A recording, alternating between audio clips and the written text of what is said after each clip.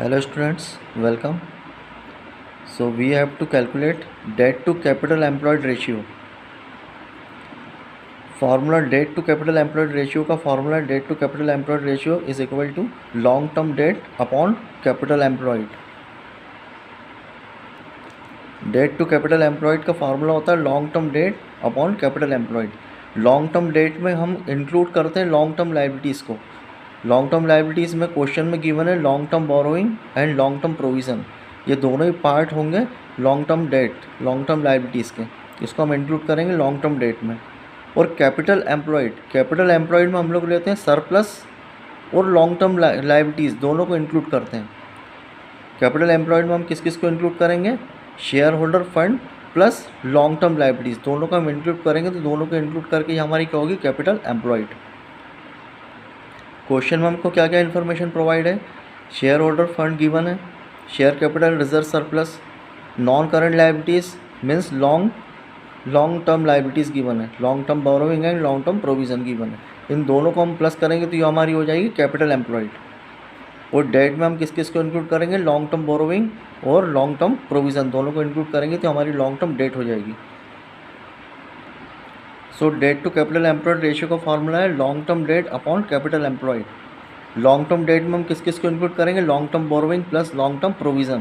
Question में long term borrowing कितना given है? 1,60,000 और लॉन्ग टर्म प्रोविज़न कितना गिवन है? 40,000. दोनों को प्लस करेंगे तो ये होगा हमारा long term date 2 lakh rupees. अब हमको चाहिए कैपिटल एम्प्लॉयड. कैपिटल एम्प्लॉयड में हम किस किस को इंक्लूड करते हैं? Share holder fund and long term liabilities.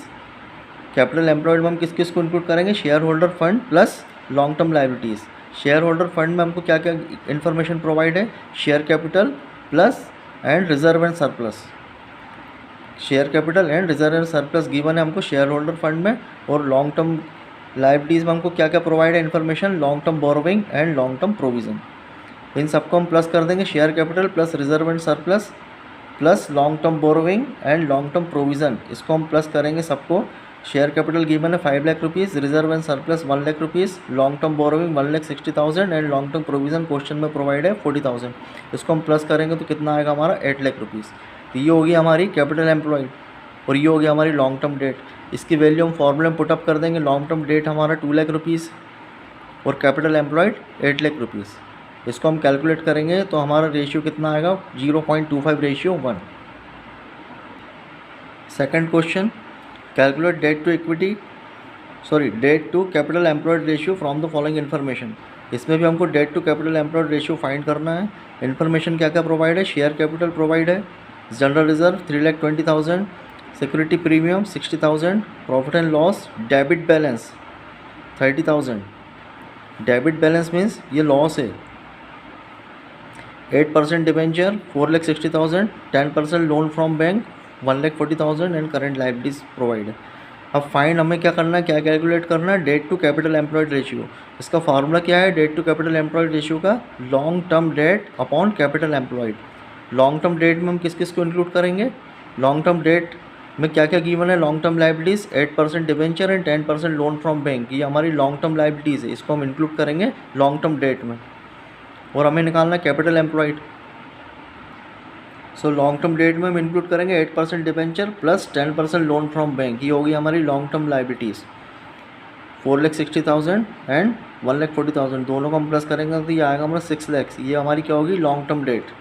अब हमको चाहिए कैपिटल एम्प्लॉयड. तो कैपिटल एम्प्लॉयड में हम किस किस को इंक्लूड करते हैं? Share holder fund and non current liabilities.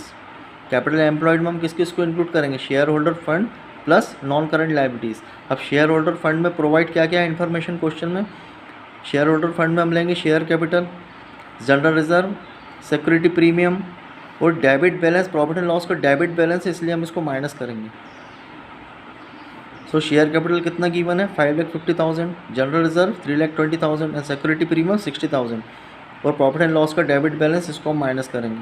तो इसको कैलकुलेट करने के बाद हमारा शेयर होल्डर फंड कितना आएगा? 9 लाख रुपीज़. ये हो गया हमारा शेयर होल्डर फंड. अब शेयर होल्डर फंड में हम किसको प्लस करेंगे? और लॉन्ग टर्म लाइबिलिटीज़ को प्लस करेंगे तब हमारा कैपिटल एम्प्लॉयड आएगा. तो शेयर होल्डर फंड हमारा कितना है? 9 लाख रुपीज़. और non current liabilities means long term liabilities कितनी गिवन है? लॉन्ग टर्म लाइबिलिटीज़ हमने कितनी फाइंड करी? कितना कैलकुलेशन आया हमारा? 6 लाख रुपीज़. तो शेयर होल्डर फंड में हम लोग प्लस कर देंगे किसको, नॉन करंट लाइबिलिटीज़ को। शेयर होल्डर फंड हमारा है 9 लाख रुपीज़ और लॉन्ग टर्म लाइबिलिटीज़ कितनी आई हमारी 6 लाख।